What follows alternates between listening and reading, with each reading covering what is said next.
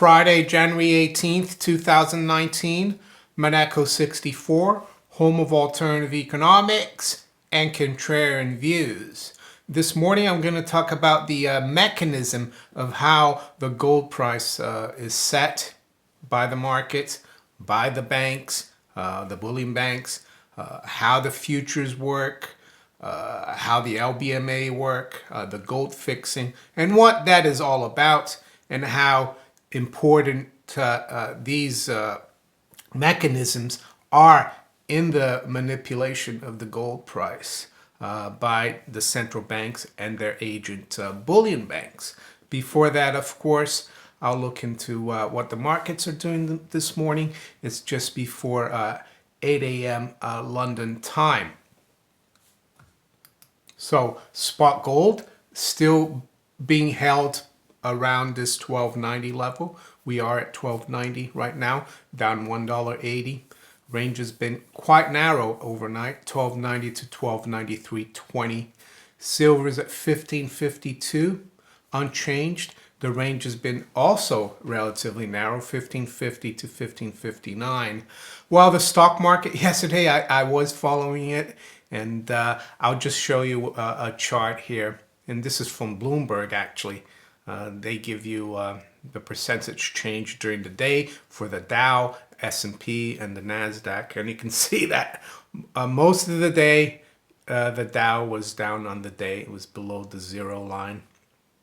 And then all of a sudden, I think it looks like 2:30 p.m. New York, it just jumped like out of nowhere. So that's what the stock market did yesterday. This morning, the Dow is up 43 points. The futures at 24,410. S&P is up 3 3/4 at 2639. So we're up slightly, not that much. NASDAQ 100 future virtually unchanged, 67.21. The pound rallied quite a bit yesterday.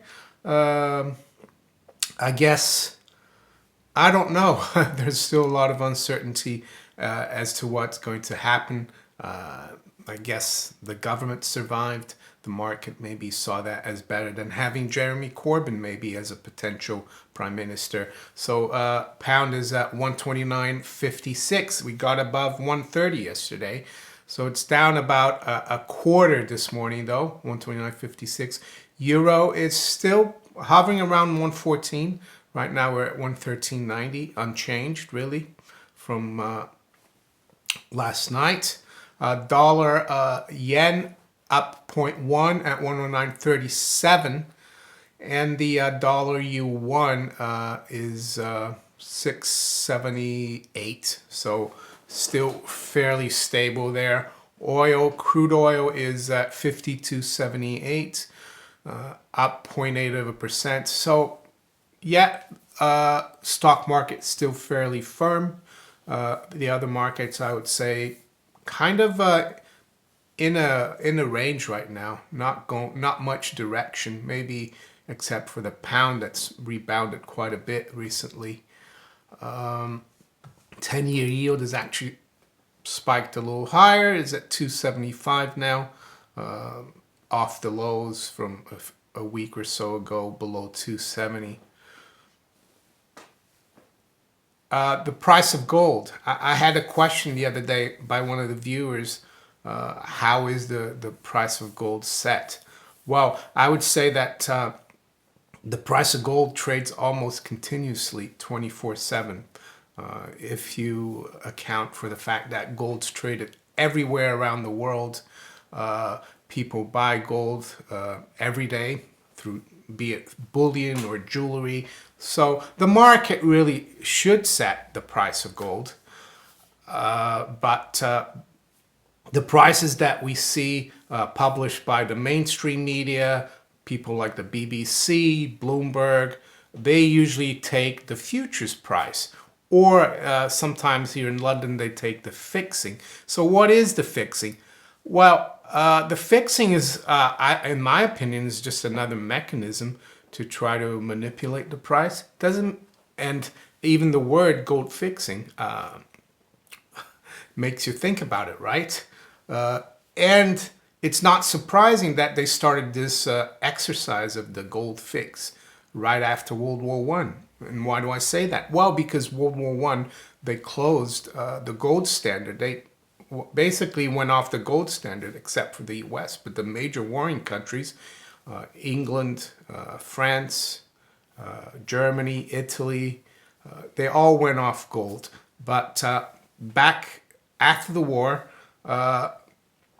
they were thinking of going back, but they had to try, they didn't have as much gold. So they had to try to probably keep the price at certain levels.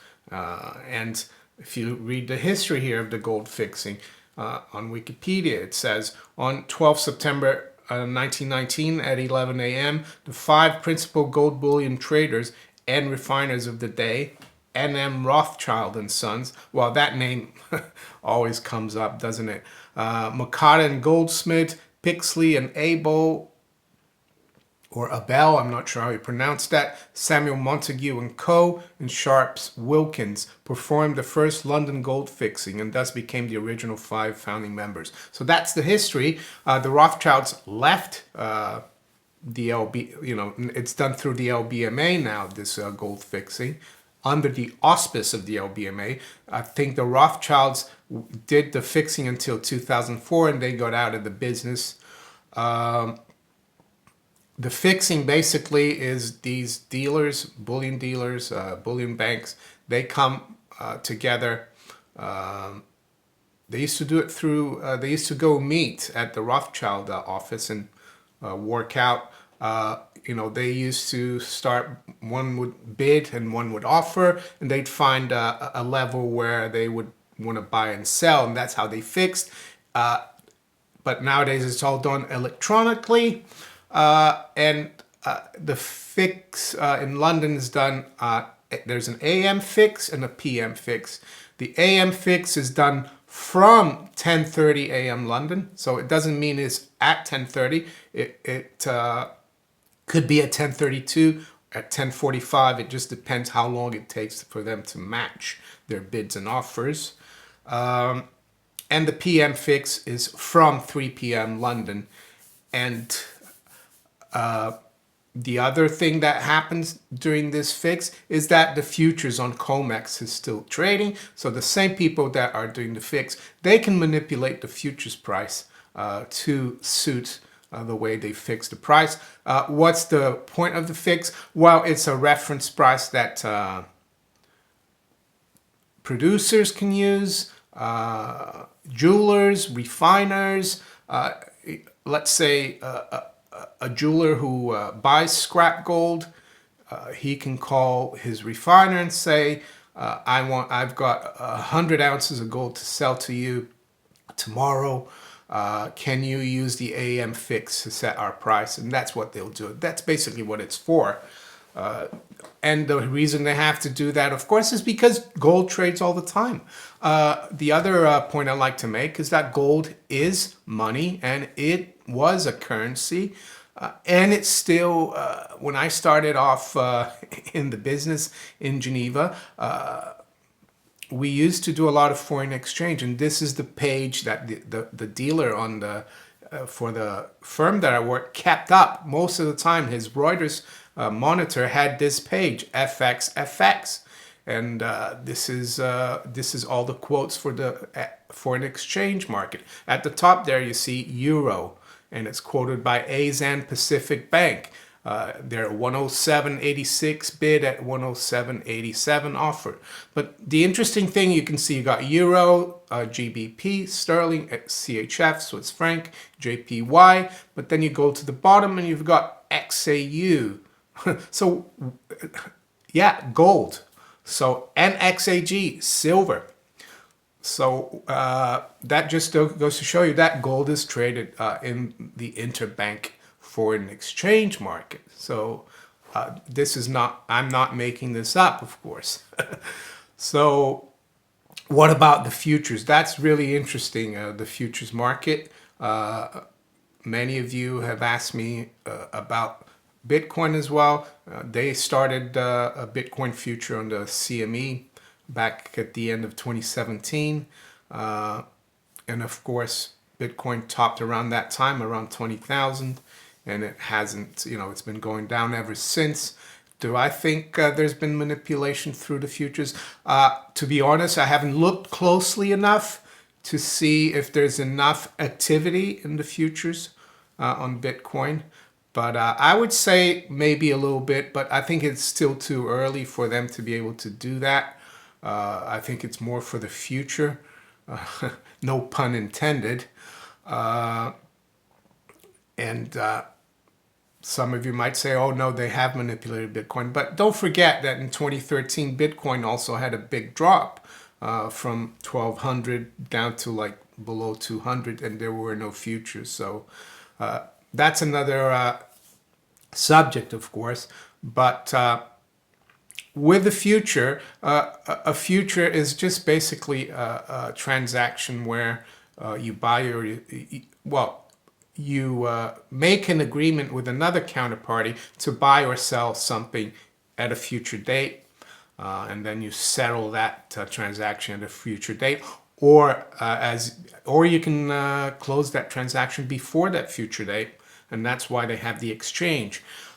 My premise with gold and silver is that if gold and silver are the best track record over the millennia of maintaining purchasing power, of being the best track record of being money, why would you need to hedge them? Why would you have to have a future market to hedge the most, the top dog of the money world? Well, in my opinion, it's because having a futures market for gold and silver make them look like commodities, make them look risky, and make them look volatile. And how do they do that? Well, through the manipulation of the price. You might argue, well, the price was at $35 an ounce in 1971, and now it's $1,200. They haven't been able to keep it down. Well, that's true, but in my opinion, the reason why the fiat dollar has been able to keep going this long, and the system has been able to build such a huge, a debt bubble and keep interest rates down, is because they've been able to control the price of gold through the futures. So let's look how the futures work. So I've gone onto the CME Group website. CME now own COMEX. COMEX used to be part of the NYMEX, which is the New York Mercantile Exchange, but the CME seem to own, have bought all the futures exchanges now, which is a shame. But the other point I like to make, the COMEX gold contract was launched, I think December 30th or 31st, 1974, just before January 1st, 1975, which was when Americans were allowed to buy monetary gold again for the first time since 1933, when FDR banned Americans from buying gold. So why would they want to have futures contract, the powers that be? Well, because you can, you're gonna allow people to buy gold again, they have to think of gold as a commodity, as risky. So we get a futures contract. So here's the specs. When you buy one future contract, you actually buying the right to take delivery of 100 troy ounces whenever that contract matures. So I know there are there's like a mini gold contract where it's the size is a bit smaller. And you can see here settlement method, deliverable. But I can tell you, because I worked as a futures and options broker for 20 years. And I did trade some gold futures for my clients. Not as much as I did bond futures, but I can tell you that I had never heard of anyone taking delivery of gold. I even remember one of my bosses, I spoke to him, said, I want to talk to my client to take, encourage him to take delivery of his gold futures contract. What's the procedure? And he said, no, don't do it. No, we never do this. And he'd been working for 30 years in the futures market. And he said, no, we never do that. Forget about it. That's what he told me. So that's the GC is the code for the gold futures contract. And I'll show you another thing.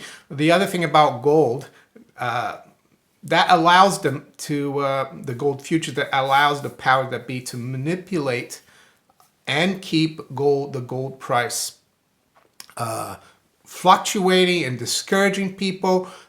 People think it's risky to buy gold because they see the futures market going all over the place, is how much margin you need. So just remember, for one contract, you're controlling, with 100 ounces, almost $130,000 right now of gold.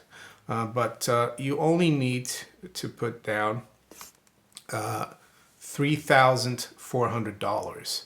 That's the initial margin there. They call it maintenance.